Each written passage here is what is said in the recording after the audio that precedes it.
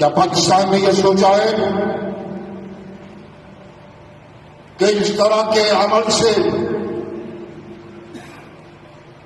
اس طرح کے قاتلانہ کارروائیوں سے ہندوستان کے کروڑوں مسلمانوں کو متاثر ہونا پڑتا ہے؟ کرے پاکستان، بھوکے ہندوستان میں رہنے والا مسلمان ان واقعات کی وجہ سے ہندوستان میں نفرت کا ماحول جس طرح سے بڑھتا جا رہا ہے، اس نے